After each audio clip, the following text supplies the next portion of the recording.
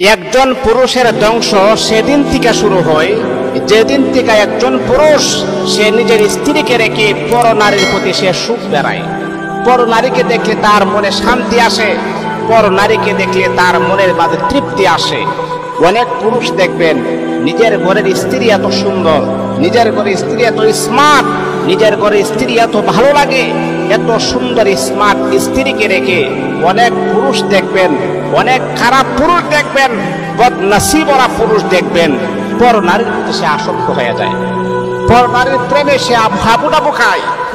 আমার বাপ তো অবাক লাগে, অনেক সময় অনেক পুরুষকে আমি এমন দেখি যে তার নিজের ঘরের স্ত্রী এত সুন্দর, কিন্তু সে যে আরেকটা নারীর সাথে যে সে যে মনে করেন এই পরকীয়ায় লিপ্ত হয়েছে, সেই নারীটা দেখতে এত বিশ্রী, এত কালো, তার চেহারার দিকে একবার তাকাইলে আরেকবার তাকানোর মন চাই না, আর সে ওই নারীর প্রতি সে আসক্ত হয়ে গেছে। এর মানে কি জানেন? এর মানে হচ্ছে যেই পুরুষ মনে করে নিজের ঘরে স্ত্রী থাকার পরেও পর নারীর প্রতি সুখ খুঁজে বেড়ায়, পর নারীর প্রতি আসক্ত হয়ে যায়, সেই পুরুষকে যদি আপনি জান্নাতি হুর গিলমানও যদি তাকে আপনি দান করেন, তারপর সেই পুরুষের মনের ভিতরে তৃপ্তি আসবে না। আমি 100% গ্যারান্টি দিয়ে বলতে পারি সেই পুরুষ কখনো শান্তি পাবে না, সে ধ্বংস হয়ে যাবে, অনিবার্য তার ধ্বংস অনিবার্য হয়ে যাবে। মনে রাখতে হবে যে সমস্ত পুরুষেরা পরকীয়ায় লিপ্ত হবে, যে সমস্ত নারীরা স্বামীকে ঘরে রেখে অন্য পুরুষের সাথে কুসম্পর্ক করবে, পরকীয়ায় লিপ্ত হবে, ওই ঘরের ভিতরে কখনো শান্তির লেশ মাত্রা আপনি খুঁজে পাবেন না। আপনি টাকা ইনকাম করতে পারেন, আপনি মাস শেষে আপনার স্যালারি আসতে পারে 50,000 টাকা স্যালারি আসতে পারে, মাস শেষে আপনি 30,000 টাকা স্যালারি আসতে পারে, কিন্তু টাকা পয়সা আপনি ইনকাম করতে পারেন, মাগার আপনার এই ঘরের ভিতরে আমার আল্লাহ শান্তি নামক যে নিয়ামত, সেই নিয়ামতটা আমার আল্লাহ উঠায় নেবেন। এই নিয়ামত আপনি পাবেন না। আল্লাহর কসমকে আমি বলি, টাকা পয়সার ভিতরে নিয়ামত আসে না, টাকা পয়সার ভিতরে শান্তি আসে না। টাকা পয়সা মানুষের আরামের ঘুমকে হারাম করে দেয়, টাকা পয়সা মানুষকে অন্ধ বানিয়ে দেয়।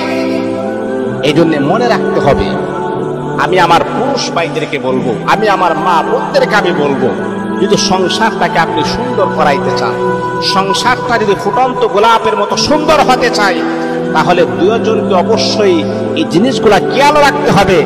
আমি যেন কোনো কারণে, আমার কোনো ভুলের কারণে, আমার কোনো বেয়াদবির কারণে, আমার কমতি ভালোবাসার কারণে আমার স্বামী যেন আরেকটা নারীর প্রতি যেন আসক্ত না হই। আজকে ম্যাক্সিমাম পুরুষকে যখন আমি এই কথাগুলা বলি, ভাই আপনার স্ত্রী তো অনেক সুন্দর, তাহলে আপনি কেন পর নারীর প্রতি এত আসক্ত কেন হলেন? তখন পুরুষরা জবাব দিয়ে, হুজুর কেন আসক্ত হব না? আমি তো নিজেও জানি আমার স্ত্রী অনেক সুন্দর, তারপরও কেন হব না? আমার স্ত্রী আমাকে যতটুকু ভালোবাসা প্রয়োজন ছিল, দরকার ছিল, ততটুকু সে আমাকে ভালোবাসে নাই। আমাকে যতটুকু সম্মান করার প্রয়োজন ছিল, ততটুকু সম্মান সে আমাকে করে নাই। আমাকে যতটুকু কেয়ারিং করার প্রয়োজন ছিল, সে আমাকে করে নাই। মা বোনদেরকে আমি বলবো, আপনাদের এই কমতি ভালোবাসার কারণে, কম কেয়ার করার কারণে আপনার স্বামী আপনাকে ঘরে রেখে অন্য নারীর প্রতি সে আসক্ত হয়ে যায়। এটা কিন্তু আপনার ভুলের কারণে। এই জন্য এই ভুল থেকে যদি কম যদি বাঁচতে না পারেন, তাহলে কিন্তু আপনার ঘরে কখনো শান্তি প্রতিষ্ঠা লাভ করবে না। এই জন্য মা বোনদেরকে আমি বলবো, এই জিনিসগুলো আমাদেরকে অবশ্যই খেয়াল রাখতে হবে। আমাদের সংসার যেন সুখের হয়, আমাদের সংসার যেন নষ্ট না হয়ে যায়। আর মনে রাখতে হবে যে সংসারের ভিতরে যত শান্তি আসে, সেই সংসারটাকে আমার আল্লাহ পাক রব্বুল আলামিন জান্নাতি সংসার বানায় দেন। এই জন্য মা বোনদেরকে আমি, পুরুষ ভাইদেরকে আমি বলবো, আমরা একজন আরেকজনকে স্যাক্রিফাইস করব, স্বামী স্ত্রীর মহাব্বতি ভাবে দুনিয়ার জমিনটাকে আমরা সুন্দরভাবে সাজাইতে পারি। আল্লাহ পাক আমাদেরকে